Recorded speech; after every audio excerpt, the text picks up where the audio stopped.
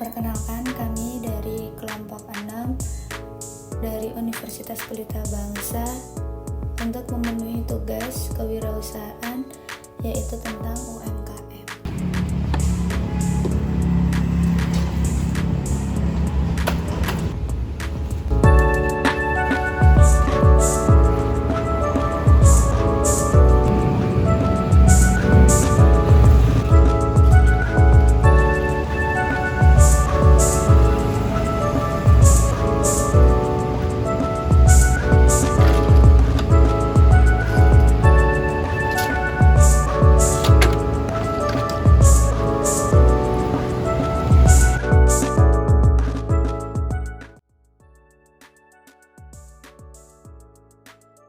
Pak, kami dari mahasiswa Pelita Bangsa ingin bertanya, kapan usaha teh Solo Bapak dimulai kayak berdirikan gitu, Pak? Kalau mulainya sekitar 8 bulan yang lalu. 8 bulan. Pada saat waktu itu panas ya, jadi lagi musim panas, jadi dagang ini laku. Terus apakah teh Solo itu diusahakan oleh Bapak sendiri? Apakah memiliki karyawan, Pak? Usaha sendiri, kadang-kadang ada karyawan juga kalau hari Minggu. Ya, apalagi. Bagaimana sih usaha ini cara ngebedain dari yang lain gitu? Oh, kalau dari ini kan di sini kan banyak ya, kompetitor itu kan banyak ya kan. Ada yang franchise, ada yang kalau ini kan kita kan buat sendiri ya. Nah, kalau cara biar kita dapat konsumen lebih dari yang lain kan, karena kan kompetitor banyak ya. Kita punya punya apa? Spesial lah, punya spesialisasi untuk teh kita sendiri ya. Caranya tehnya itu kita nggak banyak-banyak buatnya. Jadi kalau kita buat hanya setengah termos ya, jadi dia press terus. Jadi terus kita termosnya juga yang stainless, jadi dia tahan panas, jadi airnya tehnya tuh press terus gitu.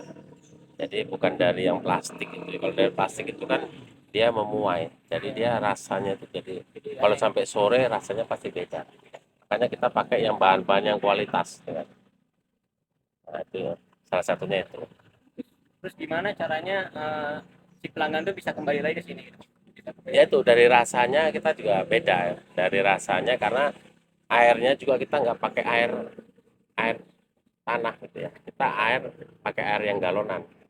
Nah, gulanya kita juga pakai gula yang bermerek lah. Nah, jadi dari situ akan menciptakan rasanya pasti beda.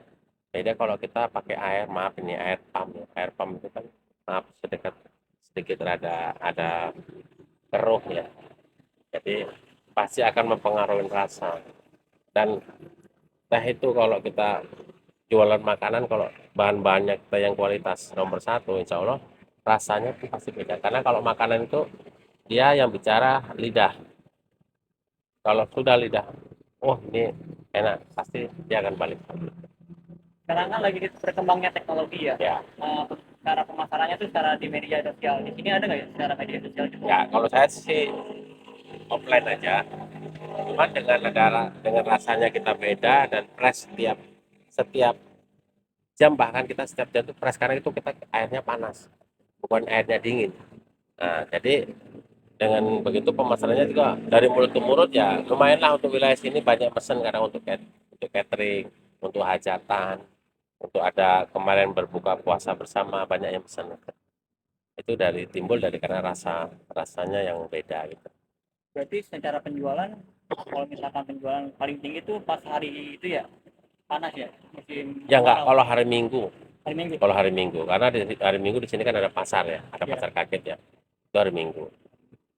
Terus ya kalau cuaca panas gini ya mendukung untuk apa? Lebih banyak lagi penjualan. Jika penjualannya tidak laku atau kan sehari itu tuh sepi gitu. Gimana cara mengatasinya biar itu menutup Makanya omset kita dan modal? masak airnya itu sehari nggak banyak-banyak.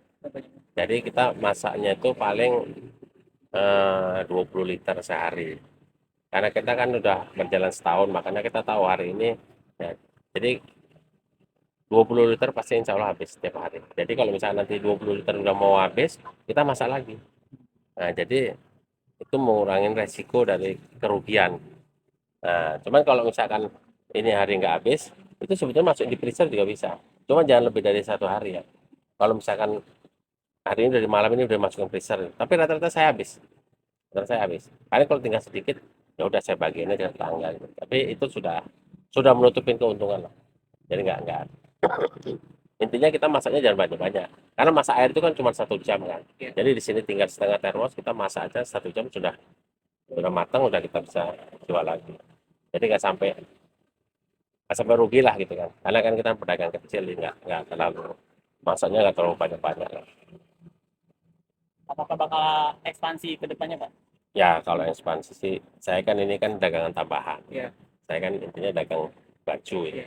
dan tambahannya bisa aja nanti kalau ada karyawan atau apa sih bisa aja. Sebenarnya sudah ada sih di Citarik ada ponakan yang ikut karena saya dagang udah apa dia ikut nyontoh gitu kan. Oh bagus. Cuman punya punya dia sendiri bukan bukan ekspansi saya. Cuman saya berbagi ilmu aja lah. Itu ilmu kan banyak pahala banyak apa. Nah gitu aja. Itu per kemasannya satunya berapa, Pak? Kalau yang gede 5.000, yang kecil 3.000. Yang gede ukuran berapa kali? Ukuran itu 22. Cupnya ukuran 22, kalau yang kecil 14. Kalau untuk per cupnya itu atau per gelasnya itu harganya berapa, Pak? Itu yang gede 5.000, yang kecil 3.000.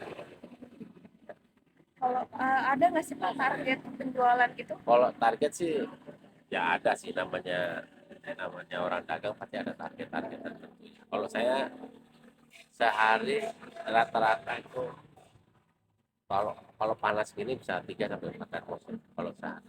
Tapi kalau hari Minggu bisa lebih. Tapi targetnya sehari karena ini hanya untuk tambahan ya kan.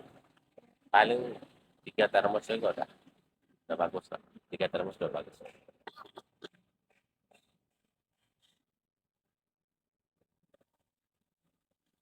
Kayak gitu. Ada lagi sehari dapat berapa? Ya, boleh kalau untuk seharinya dapatnya berapa, Pak? Kalau hari-hari biasa ya adalah 300.000. Kalau hari Minggu bisa 600, 2 kali lipatnya. Itu kalau bicara keuntungan ya itu rata-rata hampir 50%.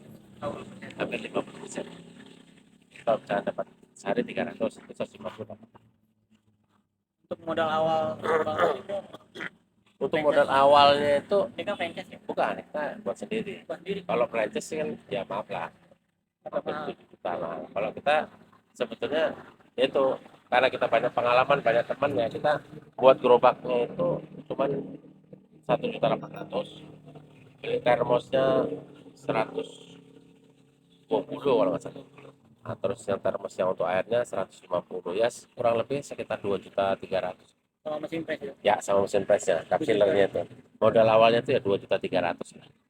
Ini sudah berjalan 1 bulan itu udah balik modal. Untuk ada karyawan nggak sih, Pak? Kalau hari biasa nggak ada, kalau hari Minggu ada.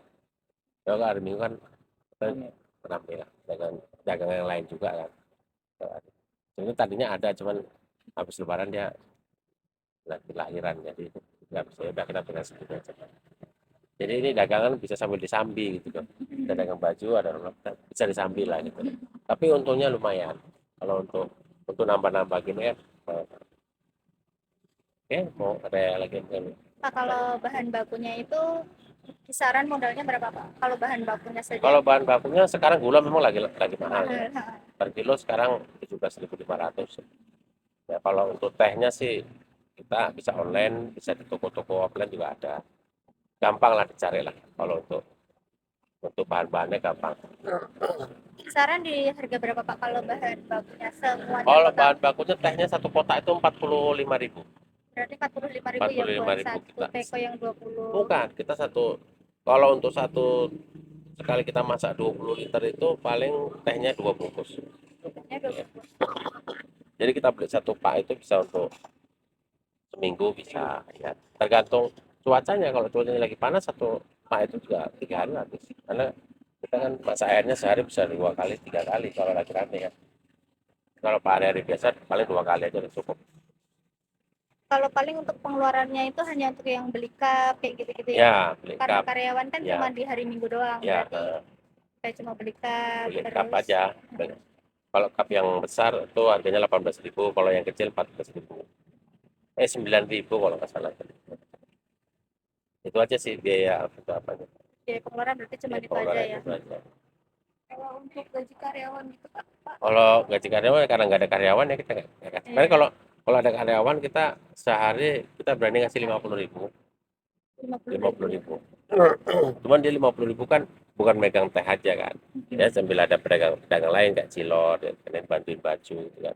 Kadang-kadang 50, kadang-kadang tergantung. Kadang-kadang 50 sampai 70.000 kita kasih sehari. kalau untuk karyawan itu sempat ada beberapa orang Pak. Ya, 2 orang. ada. Tapi kalau khusus karyawan ini satu. Nanti ada yang untuk dagang lain satu. Jadi dia bisa ke sana kemarin, bantu ke sini bisa, bantu ke sini. Jadi intinya dia bisa bantu teh, bisa cilor, bisa baju. Ya seperti itu. Ada kriteria untuk penerimaan karyawan Oh enggak lah, kalau ini sih yang penting rajin aja. Iya, niat Rajin. kerja ya Pak. Ya, rata-rata sih itu yang kerja kalau untuk freelance gitu ya, dia nggak netep di sini tuh paling ibu-ibu rumah tangga yang banyak itu kan. Jadi kita ambil cuma hari Minggu doang, kalau pas ada tanggal-tanggal merah gitu kan lagi rame kita ambil. Tapi kalau kalau untuk netep di sini sih enggak sih. Karena ya memang ada juga yang kayak yang sebelah itu kan mereka karyawan tetap ya oh, khusus megang itu. Untuk racikannya itu dari tangan bapak sendiri yang buat atau Ya kita sendiri.